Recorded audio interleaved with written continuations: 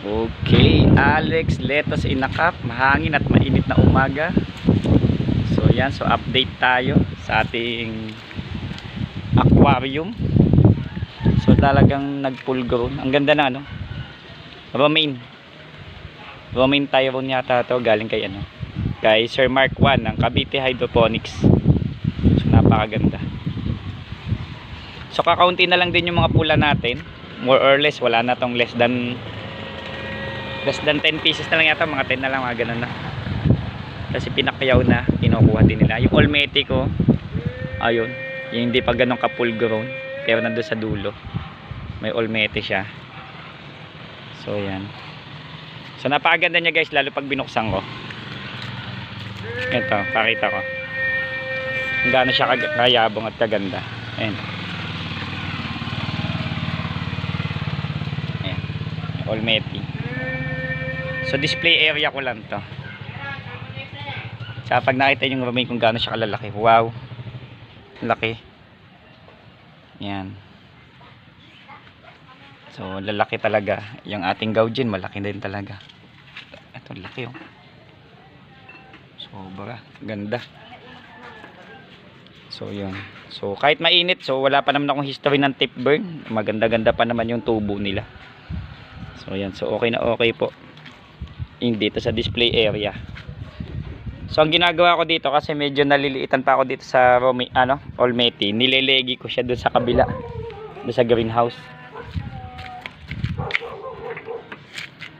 So para medyo humaba pa siya, kasi nag full grown agad siya, siguro sa sobrang init o dahil sa variety.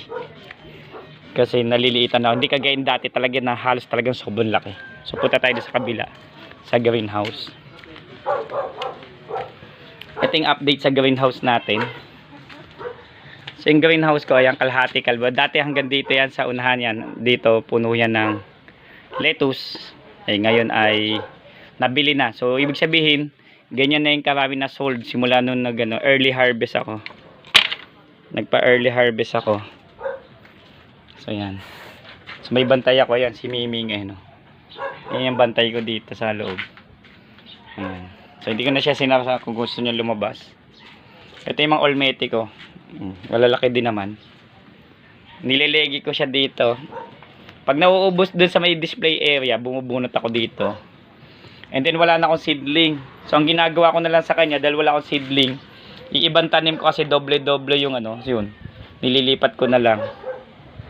Okay. Ayan. Ito naman yung buffered coco peat pa sa susunod na pagtatanim. Oh, yan. So okay na siya. Yan. So kakaunti na lang naman. So nandun ay 5 box. Ito ay 1, 2, 3. Halos 4 o 5 box na lang yung And then romaine pa rin, romaine.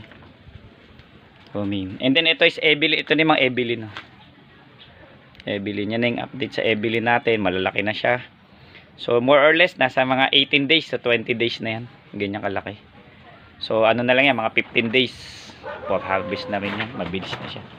So ito naman yung ating mga Evelyn tsaka romaine. Evelyn at romaine naman yan. Mga bigay lang po ito na seeds from Cavite Hydroponics, care of Sir Mark 1. Yan, bigay lang po yan. Ayan. So maraming salamat po Sir Mark. So ganyan po kaganda. So hindi ko po siya, kaya po ganyan, may maliit, may malaki, hindi siya pantay-pan. Hindi ko po sabay-sabay itinanim. So commonly, 'di ba naalala nyo po noon, parang ganito nangyari, may malaki, may maliit. Yan, may malaki, may maliit, alternate, pinang-alternate ko lang po siya. Kaya ayan, ang pagtatanim ko ay hindi sabay-sabay. So nangyayari sa kanya, para hindi magbungguan yung mga dahon ng Olmete, ina-alternate ko sila. O kaya minsan ang ina-alternate ko ay yung romaine. Ngayon yung romaine, naglakihan na talaga sila. So bigay din yan from Cavite Hydroponics.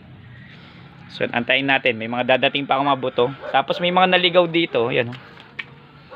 Hindi naman siya Evelyn, pero ang lalaki ng dahon, sige, napahalo lang. No. Even nga dun sa namin, sa romaine, may nahalo ding ibang variety. May mga napapahalo din na iba, kagaya nito. Okay, so maganda talaga. Okay, so magpaalam na tayo. Hindi ko na bibidyo yung mukha ko kasi yan naman talaga. Sawa na ako. Okay, so PC mo gawa mo, Alex Leto Sinakap. Don't forget to subscribe. Maraming salamat po.